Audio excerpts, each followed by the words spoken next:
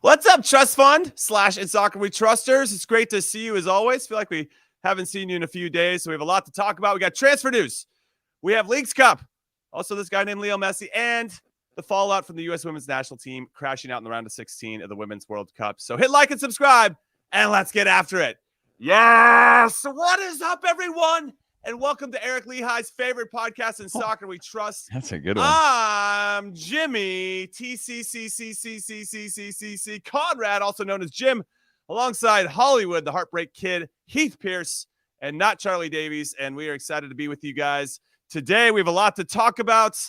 We got Christian Pulisic scoring in friendlies today against Musah. Apparently, he took a penalty, and that got saved, and then he followed it up and scored. I love the concentration and focus from the big man. We got his teammate, Yunus Musah, to talk about as well. Tyler Adams, is he on the move? I don't know. What's going on with Matt Turner? We're going to break that down, talk about Lionel Messi and this crazy 4-4 game in Leagues Cup and against FC Dallas. And then we got the U.S. Women's National Team stuff to talk about as well, so it should be a hell of a show. I'm really looking forward to it. And Heath Pearce, how are you doing, buddy, before we get into anything? Well, I'm doing good. For anybody watching this in real time or listening to this, there's about 15 minutes left in the Champions League qualifier for PSV Eindhoven against Sturm Graz. I'd love to see Ricardo Pepi get into this one. Didn't start, but hopefully he gets a few scrap minutes. What's the score? They're up, right? They're up 4-1. Yeah. Right. So, so why not throw him in for some scrub minutes? Yeah. I mean, we planted Ernie Stewart there for a reason, and now it's time for him to like we caused so many problems at US Soccer that it forced him to go do something else, and we put him into this place, and now it's on him. You know, it's on him to get the best out of Ricardo Pepi. It is, and now we'll see if he accepts that responsibility that we're giving him. Fair. I mean, they wouldn't have signed him otherwise, but yes, I'm excited to see if he gets in and how he just performs overall for the whole season. I guess we should have a prediction show one day just to see if we can guess how well our players are going to do through the European season. Well, we can only do one because, Charlie, if you give him two, he'll hedge on both ends. He will. And then he will. And then he'll say that he didn't actually say that. Yeah, exactly. Yeah, right. exactly. Yeah, we know Charlie way too well. But let's get into the first transfer, Heath. Right. And the first one that I want to discuss is Tyler Adams potentially making the move to Chelsea, which might seem like his only option now in the Premier League because West Ham have signed Edson Alvarez, the Mexican international from Ajax, for a pretty good price, all things considered, like 35, 40 million. Mm-hmm. They sold Declan Rice for 104, so they have some cash to splash. And I think Edson Alvarez in some ways, and I went on some, I'm getting into the weeds here on Edson Alvarez, but I know the Hammers fans are pretty happy because he ticks a lot of boxes, maybe a little bit more defensive-minded than Alvarez, and some fans seem to think that that's a better fit. And Tyler Adams would fit that mold too. My concern, though, going to Chelsea is a playing time question. He'd be going into a team that's pretty stacked already, and I wonder if that's the hesitation from him personally for wanting to go, because I don't think he'd be the out-and-out guy like he ended up being with Leeds. Yeah, it's hard, like right now, Jimmy, put yourself in Tyler Adams' shoes, right? Do you believe if you're Tyler Adams, you're not good enough to play at Chelsea? You don't really let that into your mind, right? Like in terms of being a starter. Yeah, true. You're saying this is the next step, and I'm going to go improve myself at that level. We obviously know, there is a delta between what we've seen of him so far, and again, what I think is going to be required to be at a club the size of Chelsea. Having said that, Chelsea are not the size of Chelsea that we expected of Chelsea, and so I don't think he's there yet. But the reason I say think about it through his lens is that that's a really hard thing to be like, you know what? I'm going to stay in the championship because, I don't think I'll get the playing time that I want at Chelsea. You're like, no, I'm going to Chelsea and I'll figure the rest out later. Now they're trying to track and maybe even purchase Moises Caicedo. I think they're trying to steal every single player that Brighton ever develops and any manager that Brighton tries to develop too. So I'm surprised that Roberto De Cherbi isn't on their list after Mauricio Pochettino eventually gets sacked from the Blues. But what's interesting is you got Enzo Fernandez, who doesn't do the same things that Tyler Adams does, who's an absolute enforcer. But when you think about them losing Mateo Kovacic to Man City and N'Golo Kante to Saudi Arabia, there seems to be room for him to get in there and to really break things up and to be someone that I think they would end up valuing. And I love that point, because if he is him, if he is him. I love that sentence. Mm-hmm. If he's the player that you're talking about that really wants to come in and say, I can win this job. And we know that he has that mentality already. He's already shown it in multiple locations and with the national team. Like, I can be this person you can trust. I wonder how long it would take him to win over Pochettino and everybody else. Sure, obviously you're purchasing him, so you know that he's got something that you value. Mm-hmm. But to go there and actually execute and step up and be the glue, I think he could do it. I actually can envision a world where Tyler Adams is the guy that's keeping Chelsea's midfield together and protecting that back four. I wonder if he's ready for that. And I'm hopeful that Todd Bowley and the ownership for Chelsea, they haven't shown this yet, but that they're going to at some point be content with the players that they have. They're going to allow that to actually flourish and build instead of just continuing to buy players and buy players and buy players and never allowing the team and the manager to establish a rhythm, you know? And I think that lack of harmony was clearly on display for Chelsea last season. And so not to say he didn't come from some chaos at Leeds as well. And that's just the nature of it. But Chelsea seems to have enough talent to be like, okay, we're good. Let's let everything just marinate and grow. And if he's a part of that, that could be really special. I could see him at Chelsea for, 5, 6, 7 years, which would be pretty intense. But yeah, I mean, my issue, the upside is that they've gone in and they've got a lot of young players, right? They've got Andre Santos, they've got Enzo Fernandez, Conor Gallagher plays in the midfield. That's the upside is you're amongst your peers, I think, which feels maybe a little more equal footing than like coming in and thinking that you're going to knock off, one of the veterans that have been at the club that long, that have the experience and tough times that they're always going to go with. Having said that, they have a lot of young, good players in the midfield at Chelsea. So that's a situation where you have to be able to come in and compete. When I think about Enzo and others, Tyler Adams is only going to be as good as the midfield you put around him, right? He's never going to make the game for you. He's never going to be that one, but he's going to be the engine room. He's going to be the one that helps in the press. That's going to be the one that gets you the chance to win the ball higher up the field, that tracks back in a vulnerable situation. All of those little details that you need from a number 6. Not going to necessarily play through the lines or make the build-up game. He's got a decent range of passing, but if you put a midfield 2 or 3 around him, then of course I think he can do a fantastic job. But obviously, once you get to that level, it's like you start to look at that list of like, okay, holding midfielder has to have 50 tools, right, that are going to do things for us, or call it 10 for simplicity's sake. Does Tyler Adams have enough of them now to be able to earn enough respect and time on the field to be that guy? I'm not sure if it's now or if in the next couple of years you see sort of that rise or you see him hit that ceiling.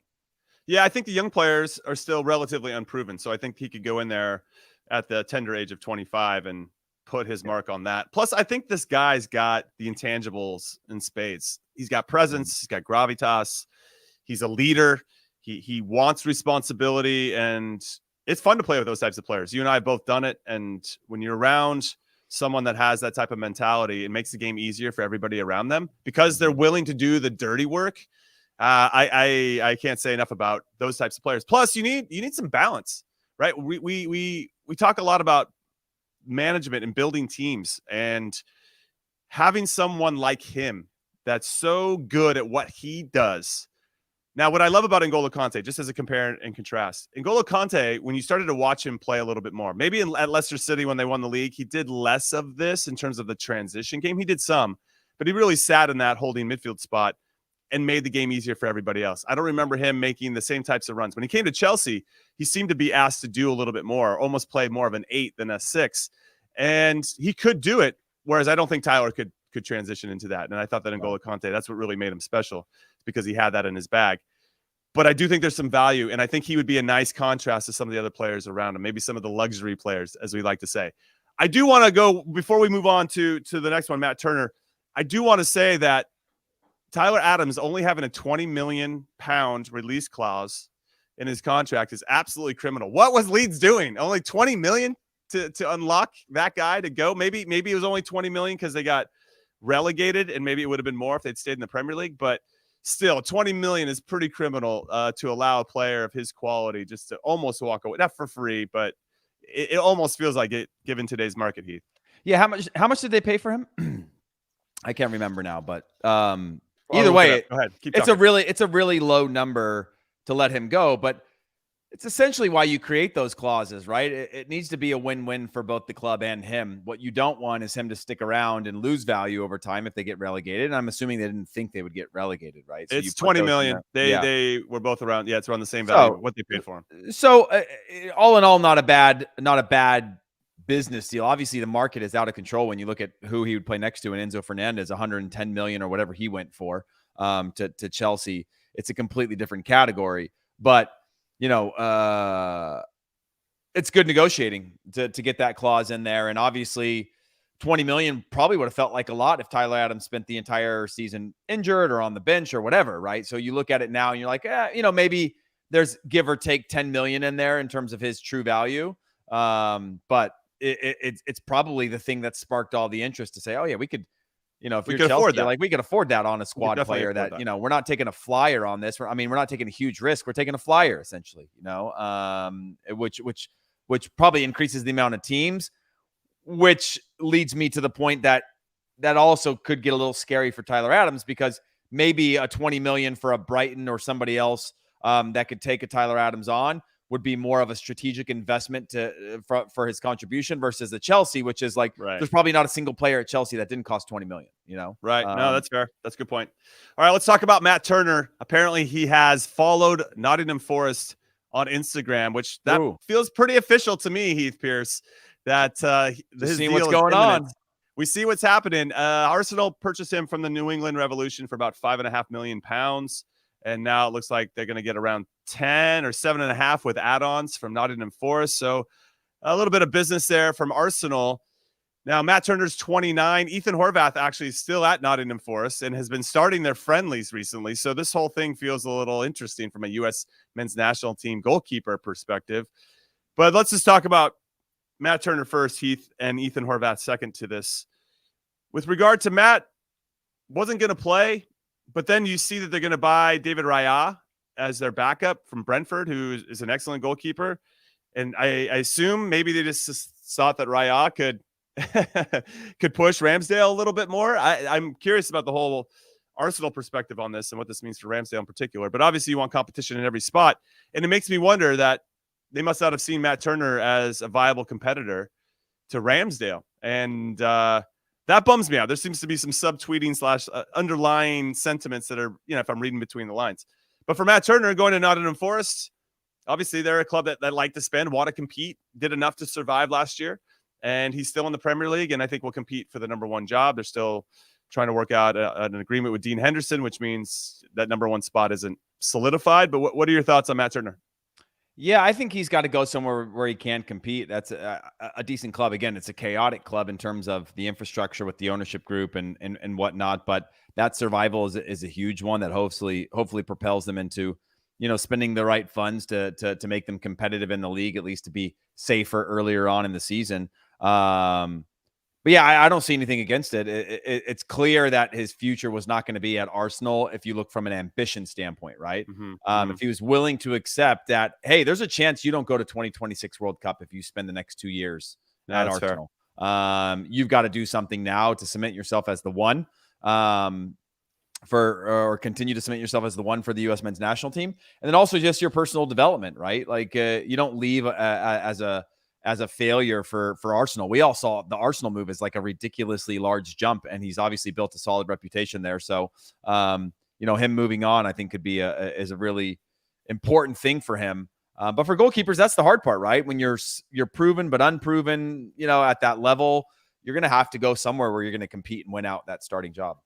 Now, Kai, one of the long-serving members of the trust fund, says, what's up, Kai? Appreciate your support. They're saying Forest are still trying to buy Dean Henderson. Why would Turner go to Forest to be the number 2 keeper? I think there's some elements, some similarities to Tyler Adams. Clearly, he'd be walking into a team that would be competitive in every area of the field, and I think that's what you want. But I agree that to be number 2 somewhere else, Heath, would be pretty disappointing for Matt Turner for a lot of different reasons.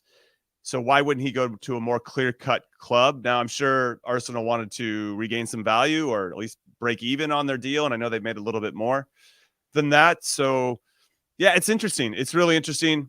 Sky Sports, what's up, Travis? Says Turner will be number 2 to Dean Henderson. he had to have known that that was a possibility going in. I wonder if that was the only Premier League team that was really knocking on the door.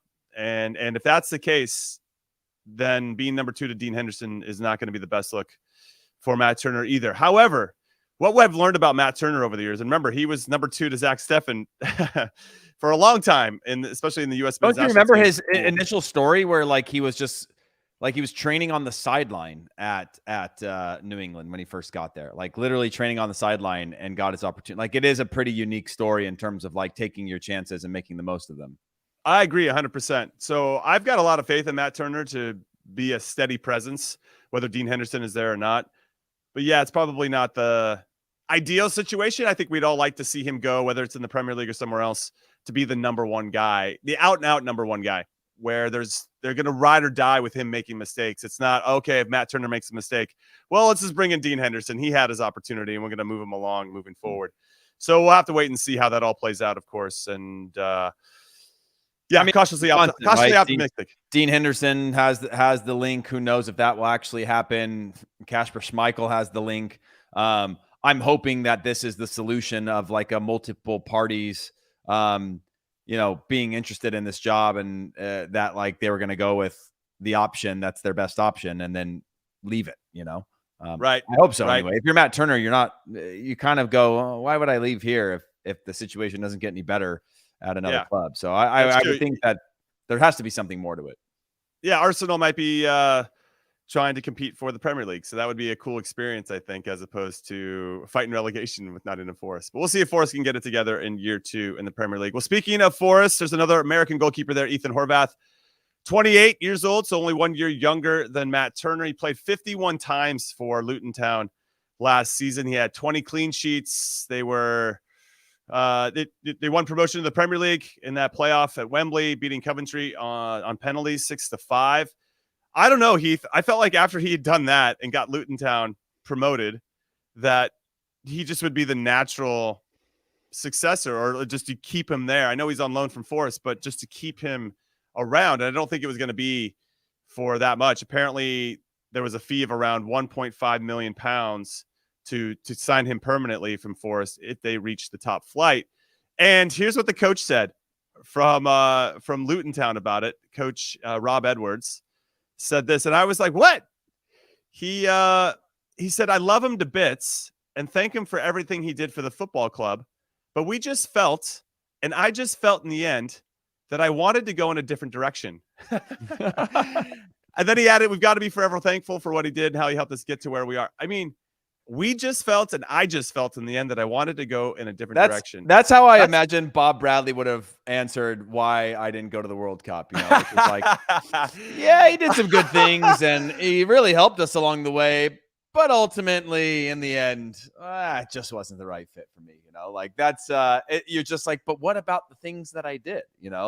But there's no love lost in this game, and that's just the reality of it. When you think about, okay, we needed the people that could get us there, but to stay here now, maybe we need somebody different, better with their feet, or that's better harsh. In certain ways. It is. Yeah, I get super it. harsh. It feels really harsh. Like wouldn't you just out of respect for what he did for the club?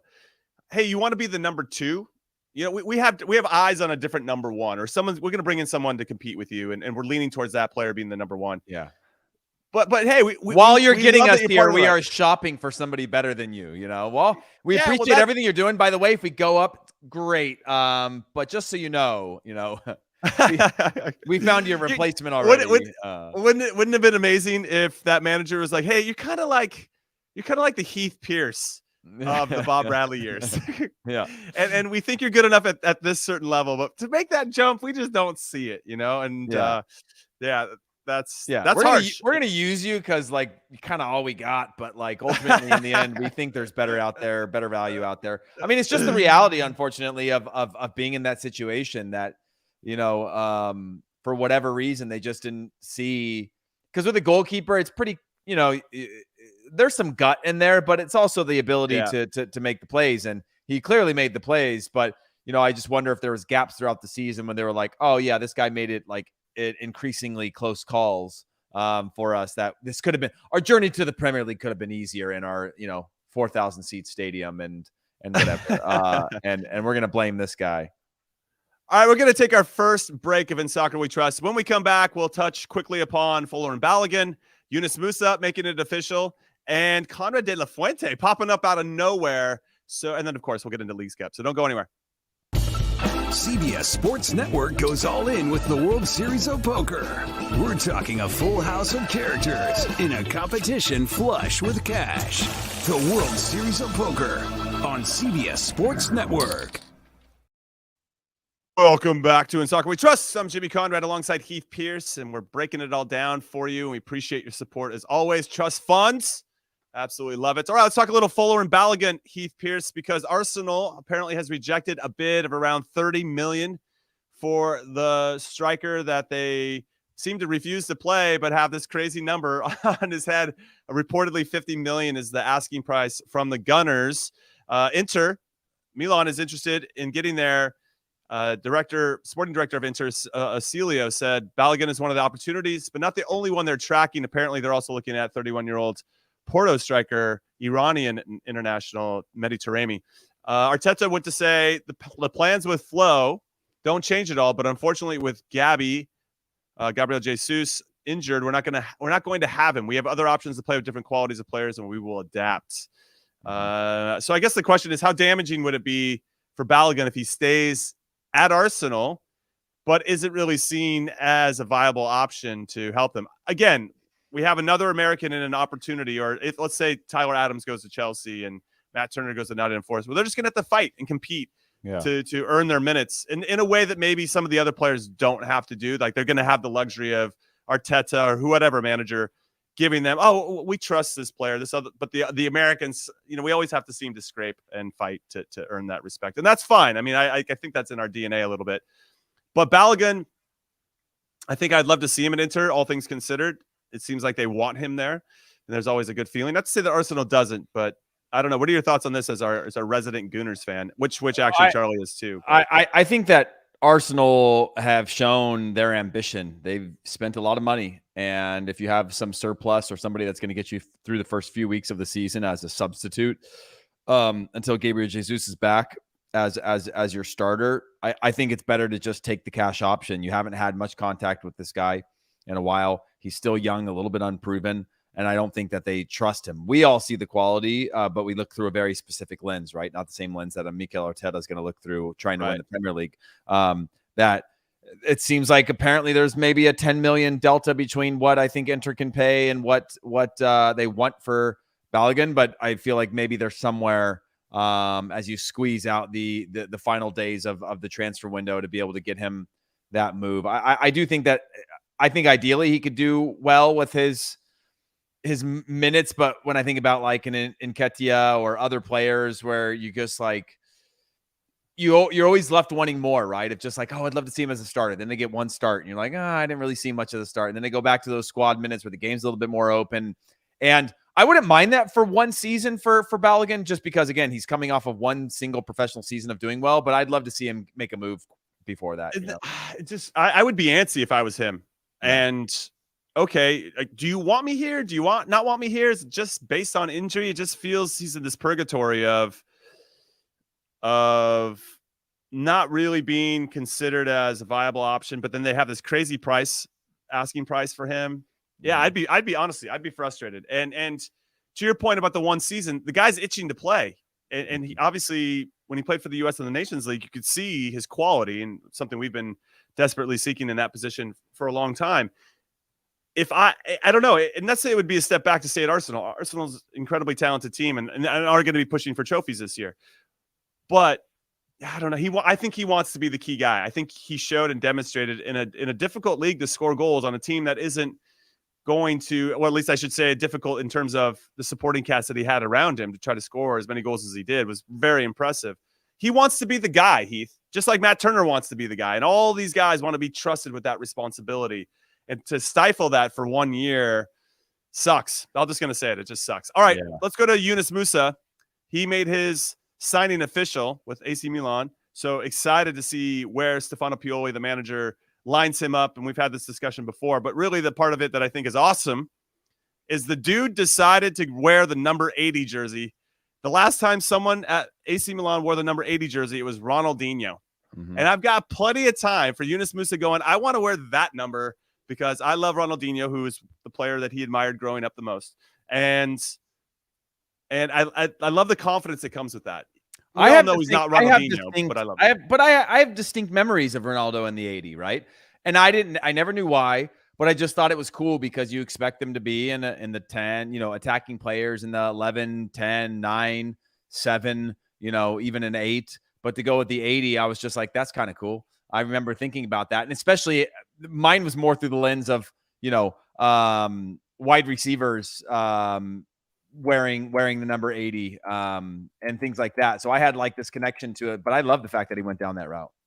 Yeah, it's incredible. And the more I get to know Yunus Musah, now I use that as a very general statement, but these little decisions that he's making really demonstrate the confidence, a quiet confidence. I don't think he's out there being loud or whatever it may be. We've seen players that come in and try to get ahead of themselves with this flamboyance. Flamboyant sounds dramatic as well, but you know what I mean? They're just this larger than life personality. I only feel like Zlatan Ibrahimovic can maybe pull it off completely.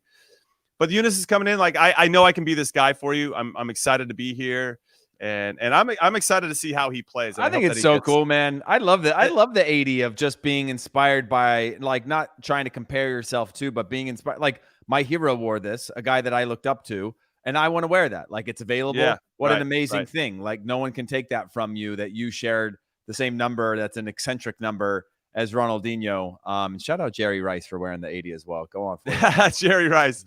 What a throwback and what a player. He was so good at the fundamentals and obviously good at everything else too. Now, Musah's only 21 years old. He played 108 games with Valencia over the last 3 years. He's got 24 caps with the national team and had started in a World Cup. So he's got plenty of experience, and I think he's going to do very well in front of the Milanistas that are out there. I think for those that are if you remember Franck Kessié, who played for Milan, I think he could maybe fill a similar role, and they really loved him before he ended up leaving and joining Barcelona. Though I think Kessié is going to Saudi Arabia now. All right, let's talk very quickly about Conrad de la Fuente, my namesake, Heath Pearce. Jimmy Conrad de la Fuente, has resurfaced, and apparently he is going to Spain to play for Eibar.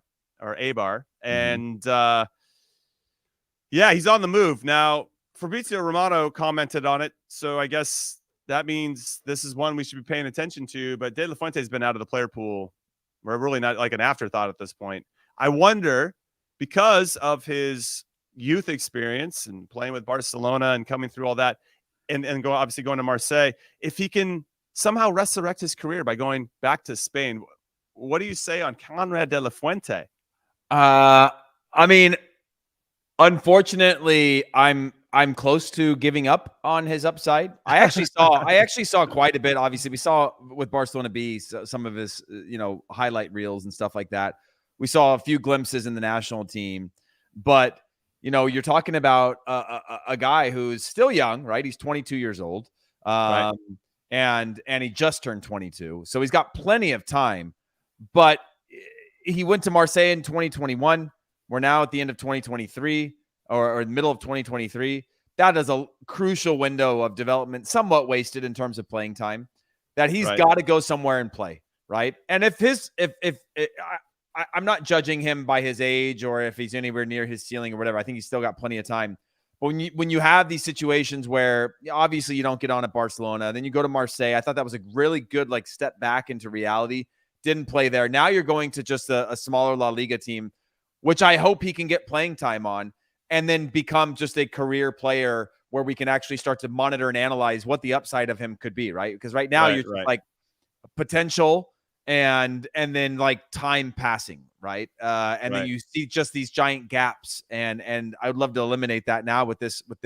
It's a loan, right? A 1-year loan. Is that what it was, or is it actual full on move? I believe it was I thought I read that it was a loan. Yeah, I think it's a loan.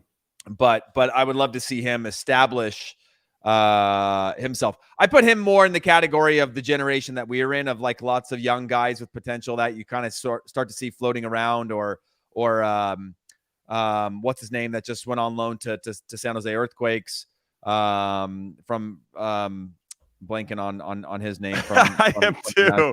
I can see it. I can see what he looks like. He wore Greg's face on a t-shirt. Somebody in the comments tell us right away, because I refuse to look it up now because it's embarrassing. Why am I? That is super funny. Matthew Hoppy, there it is. Matthew Thank you, Jackie D. I should know. He's a California kid. I totally blanked as well. I have the excuse, Heath, that. of being super early here in Sydney, Australia, but I have the excuse of just not being all there, I think when I think about Hoppy, that's one, and Rafa Cardenas obviously threw that in even quicker. So shout out. I don't want you to not get the award for that. Or maybe Jackie D. No, I'm scrolling up, and they told us plenty of times. But when I think about ones where you're like, yeah, this new category of player that we have that's defaulting like laterally or vertically to bigger clubs because of the quality that they have. Maybe these guys are a tier below that, and their movements, like they need to establish themselves at a club for a couple of years, and maybe got caught on the American hype train before actually proving something. So, I mean, don't get me wrong, Conrad de la Fuente was at Barcelona B, so it wasn't like he was just a guy who got a trial and then showed up somewhere. But yeah, it'll be interesting to see. Hopefully he gets a full season of matches starting, Yeah, that's always the key, right? Starting, being trusted, injury-free. We know that at times he has been injured along the way. So best of luck to Conrad de la Fuente. Obviously, I'm pulling for him because he's my namesake, and I want that to continue, and he can be a force for us moving forward. All right, let's talk. My namesake. That's part of my new nickname now, Jimmy Conrad de la Fuente. Jimmy of the strength. So let's talk about Leagues Cup. Inter Miami, as they do, continuing to find a way to move on in this competition. Went to Dallas. We're down multiple times in this game. Leo Messi does what Leo Messi is capable of. I mean, the guy's an alien. And for him to score a free kick, Heath, in the 85th minute at 4-3 to make it 4-4, and then end up winning in penalties, it was pretty ridiculous. And the guy delivers. And it's you think, no way he's going to do it tonight. Tonight's not going to be the night. This is the game where the other team is just going to be able to shut him down. And he had 2 goals and had an assist on a hell of a own goal, by the way. A header from Farfan at the back post. It looked like he was actually properly trying to head it in, which is super funny. And if I was his buddies, I'd be giving him a hard time over and over and over. But we are close to the quarterfinals. So we're almost down to our final. Excuse me. We're still in the round of 16. There's only 2 quarterfinalists right now. That's Inter Miami will be taking on Charlotte FC, and then Querétaro is waiting for the winner of Philadelphia Union versus New York Red Bulls, which kicks off in a few hours, as does LAFC versus RSL. That's a really good game. Tigres Monterrey is sick as well. Toluca, Minnesota, and then Club America taking on Nashville. So this is starting to get pretty awesome. But let's talk about this Inter Miami game, because it looked like FC Dallas was there. They just shut off, and we actually, before we go any further, let's hear from Nico Estevez, the coach of FC Dallas, and his thoughts about Messi and just the game overall. And hopefully producer Alex is ready to rock on that, because he's got the bracket up right now for everybody else that can't see it. But we're going to get up Nico Estevez and hear what he has to say. You play in a high level, the better you are. Then to have players like him here, it will make our players better, because when you have to face this kind of level, you have to do better. And you can see FC Dallas today how some of our players raise their level higher than other games during this season. So it's kind of stating the obvious here, Heath. Right? I mean, it's well. He's talking about Alan Velasco, who was literally the man of the match if it wasn't for Messi. The young Argentine just elevating his level like 10x on that one. But not a surprise. I mean, this is a big opportunity for a lot of players to play in a game where the stadium's probably feeling different than it ever has, and then on top of that, you're playing against somebody that you've looked up to, or just been in awe of for many, many years.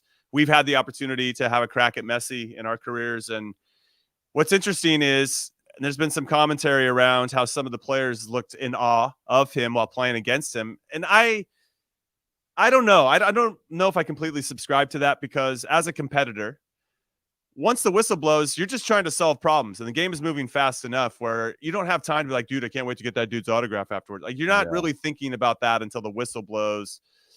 You have to go out there and make plays. And so I don't know. I'm torn. Maybe there's some younger players that the moment was too big for them, and they're caught up in everything else as opposed to actually going out there and executing.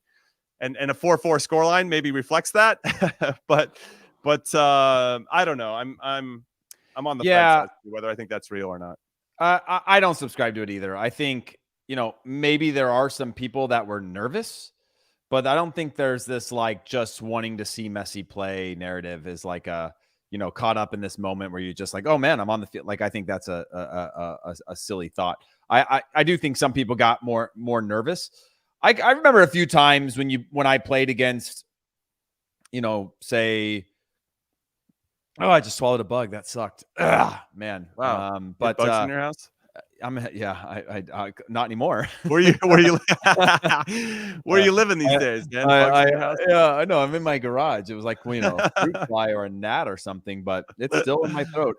But when I played against, big shout, big flex here, Argentina or Brazil or Spain or whoever, like you have a little bit more nerves around some guys that you're like, oh man, there's something special to these guys, right? Just the aura, the energy around them. But you still go out and you try to counteract that. You try to like harness that as an energy to prove yourself. So I'm not caught up in that, but I will say that, man, sorry, Messi in general. When I think about team sports, right, in the American sort of mentality is like, you think about when you're a kid, Jimmy, and you're playing small-sided or you're playing basketball with friends and you're like, I'm going to have my Michael Jordan moment. I'm going to take over this game. Give me the ball. I'm going to put up numbers. And that sort of thing. Like, soccer is just too fluid and too much of a team sport, except for the very few, right? And we watched them for a decade plus in La Liga. Of going back to back when Messi put up 4 or 5 or whatever on a team, and Ronaldo as well. But in this particular one, you just see a player that can rise to the occasion in the biggest moments. Not just be impactful like he is every time he gets the ball, but also just do things that are impossible, like odds wise, right? And that to me is ridiculous. Now, again, the Farfan own goal. I mean, there's been 12 or 13. I think it's been 12 own goals in this tournament so far.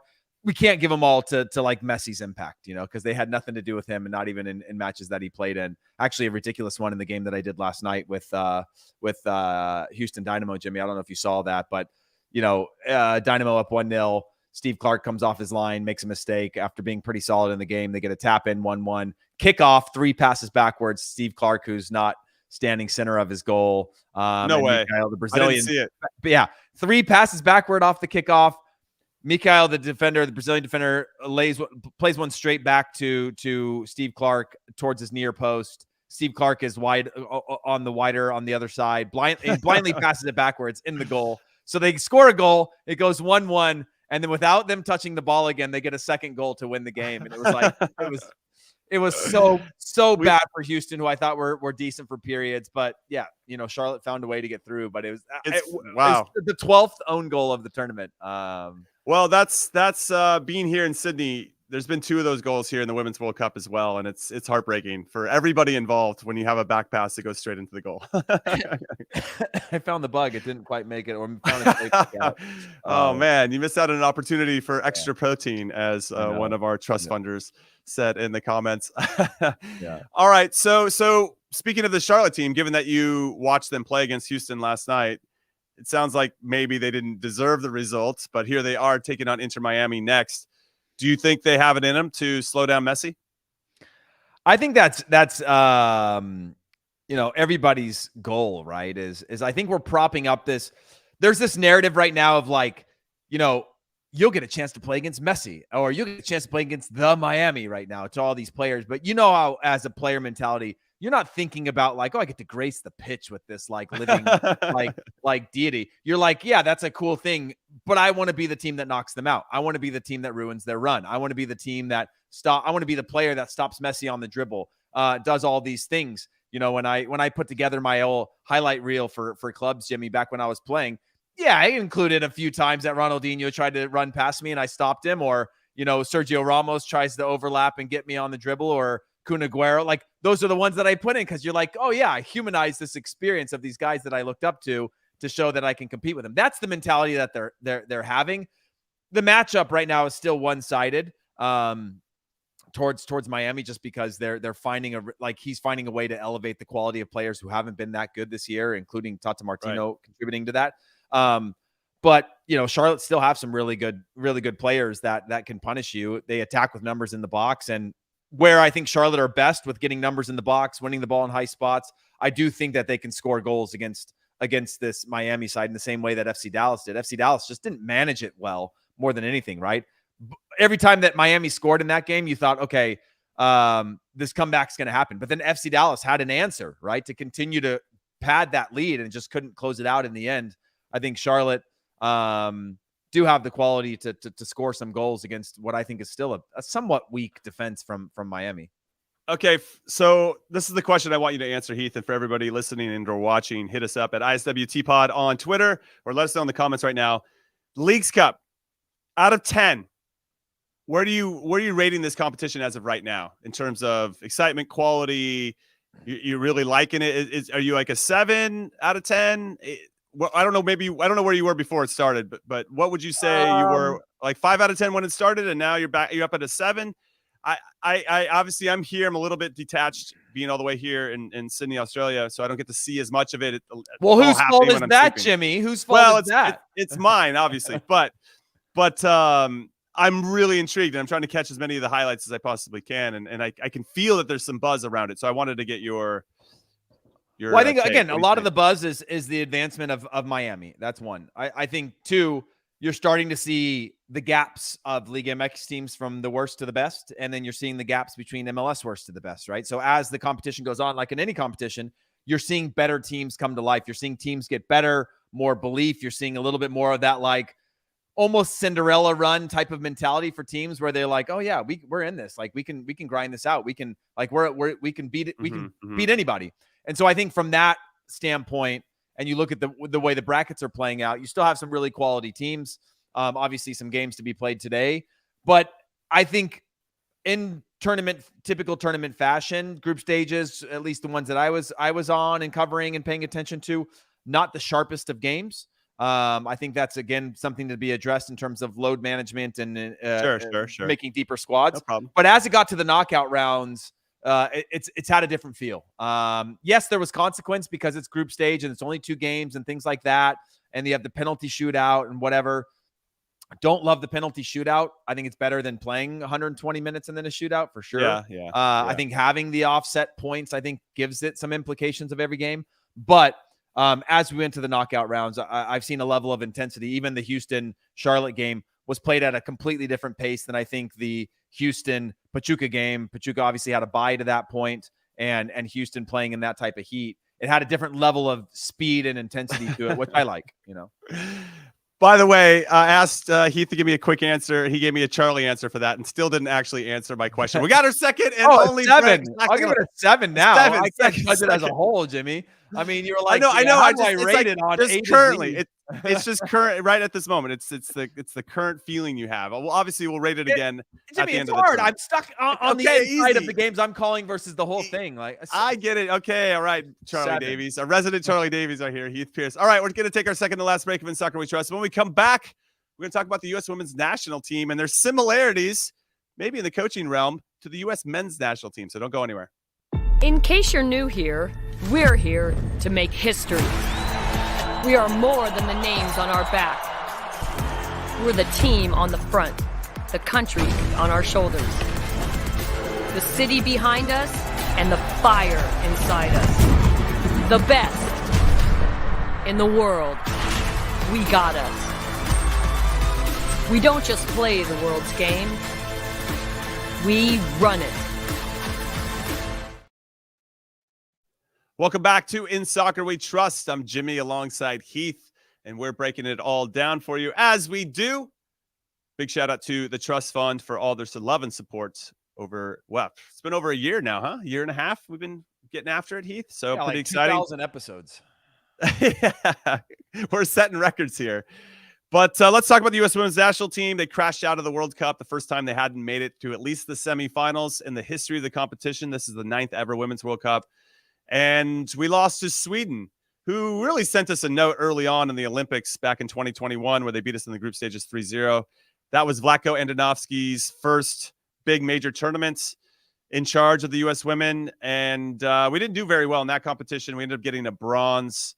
And it felt kind of similar to what we saw here, where did he know his best 11?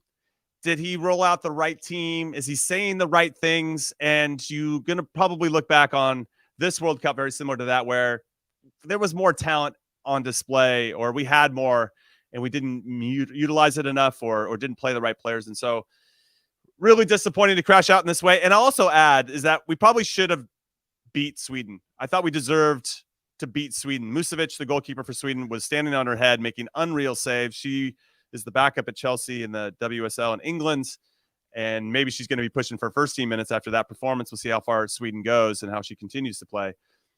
But it was the game against Portugal that we probably deserved to lose. And I know that Alyssa Nair, the goalkeeper, who was an absolute rock star in the game against Sweden and then penalties as well, taking one, slammed it home. And I wish goalkeepers would take more penalties. We know they practice it a lot, Heath. But she stepped up and made hers when others didn't, unfortunately, and that's how it goes. It's a bit of a coin flip. We had our chances. We should just finish it in regulation. But she said after that, it's a game of millimeters. We got knocked out of the World Cup because of a millimeter. And I thought, well, you actually got into the knockout rounds because of a millimeter, because it hit the post when Portugal had that opportunity at the end. So I don't know.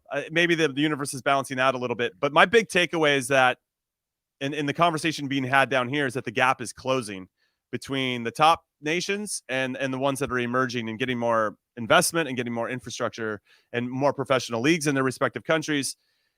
I don't know if it's closing. I think it's starting to be leveled. Of course, in some conversations, the Jamaicas and the Haitis and the CONCACAF region, and we can talk about Morocco being the first Arab nation to qualify for a Women's World Cup and getting into the knockout round. So they lost to France deservedly last night, or today, wherever you're listening to this. But I think the gap has been closed. And I'm very curious, Heath, as to how U.S. soccer, from a U.S. women's national team perspective, responds to this, because it is clear as it's ever been. And there's been signs of it along the way, but now you can't refute the evidence. And so, yeah, give me your thoughts on what we do moving forward, because I know we have the talent, but how do you, and very similar to the men, how do we funnel that talent in the right way?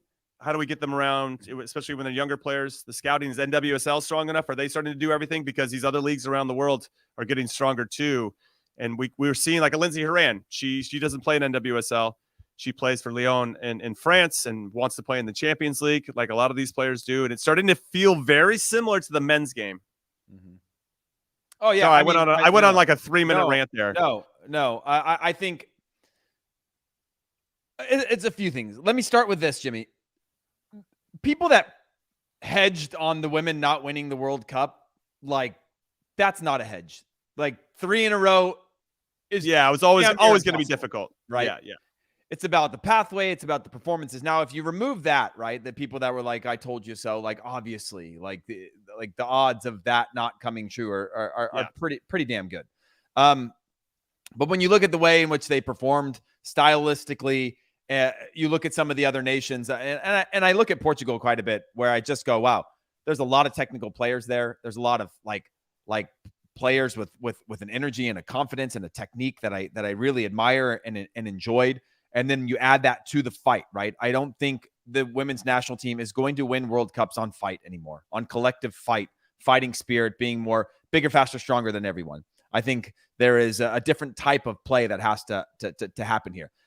Having said that, if you look at the type of players that we are producing that are young players, they are creative players. They are, they are big, fast, and strong, but they're also technical. They are also crafty. They are also creative-minded players, right? I don't think we've stifled that. I think there's a massive issue with player development on the girls' side, right? We know the issues that exist within the girls' sport and the even more extreme pay-to-play model, on the lack of just sort of infrastructure that exists out there.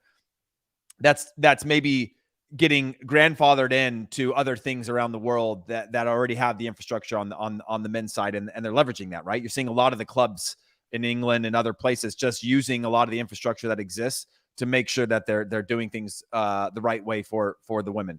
But at a youth level, it's a completely different conversation. I do think the playing field is leveled in a lot of ways, and it's going to take something different. But I do believe that we also have a platform in NWSL that is going to continue to give young players opportunities to develop, and our next generations are going to be okay. You know, I think they're going to be all right. Now, our current national team, who knows? The infrastructure, the changing of the guard, the changing of generations, I think that's going to continue to evolve because they're shifting away from a club-based national team type of thing to a national team, right? Where you play your club ball and then you have your national team stuff. And it needs to be merit-based. You need to have players that are hungry. You don't need to have players that are, I guess, sworn in through contract statuses. And we're moving towards all of that. And I really like that for the future. We just got caught at the wrong time with some bad performances, and this team is out, right? And sometimes you need to get punched in the face like that to realize as a coaching staff where you were wrong, as a developmental nation where you went wrong, as a tactical system and how you're going to compete with the rest of the world where you went wrong, to be humbled. And so all that is to say that I still like where we're going, but to think that like the only success is whether or not we win the World Cup, this is a huge eye opener. You know, it is a game of margins now, and there are teams that not necessarily are as good as us, but are sure as hell going to make our lives miserable for 90 minutes. And I jump in and say that it feels like some of the response has been the sky is falling for the U.S. Women's National Team. And I think when you have this type of loss and this type of tournament, you have to reflect on what we could have done better to make sure that this doesn't happen. My concern is not about the Sweden game. I don't even care that we missed some penalties. It's unfortunate. That's part of it. And to what you're saying, to your point, I feel like anytime we're entering into this now, as much as we're revered as the U.S. Women's National Team by a lot of the other programs, and it's already been, Aslani came out from Sweden and was talking with Tobin Heath about how much respect the U.S. Women's National Team should get globally for all the good things that they're doing to help grow the game and how that inspires other countries to want to do the same. Yeah, and they've gives them set a voice. the standard. They've set the standard, which has changed the world. Now that they're the victims of the success. No question. Yeah. No question. I think the big issue for me was a lack of identity. I didn't know if Vlatko knew what his best 11 was. And it seemed like he unlocked it in the round of 16 where he needed somebody next to Andy Sullivan. He needed to play a double six. And all of a sudden that unlocked things. You got Lindsey Horan a little bit closer, a little higher up the field. And that seemed to unlock some things. And that looked good. And we looked like we played well. We were up for the fight and all the other things that we're known for. And it was unfortunate we lost. The fact that, and on defense, we got to talk about it. I think Vlatko is a very good defensive coach, which makes me think he might be a better assistant coach than he is a head coach. Because from what I hear personality-wise, he tries to be friends with all the players. And I think there's an element that you can have of that, but I still feel like you have to be a coach in tough moments and not everybody's buddy. Mm-hmm. And that might have worked against him in terms of man management, woman management, player management. And so there's probably a lot to dissect here. I don't think Vlatko is the guy moving forward. After the Olympics, I was ready to move on from Vlatko because it just looked like he didn't have what we needed. So I'm a little disappointed in that. But we didn't score a goal. So defensively, I should go back. Defensively, we gave up 2 shots on goal in 4 games. 2 shots on goal in 4 games is insane. That is doing it on that side of the ball. We only gave up 1 goal, but we didn't score either. And we weren't consistently dangerous. And when I look at that front 3, you have an absolute legend in Alex Morgan, who is one of our most clutch players in history. You have Sophia Smith, who is coming in as red hot as you can and tearing up NWSL, and Trinity Rodman, who is undeniable in her talent. And we saw that in Sweden, against Sweden in particular. But we couldn't score.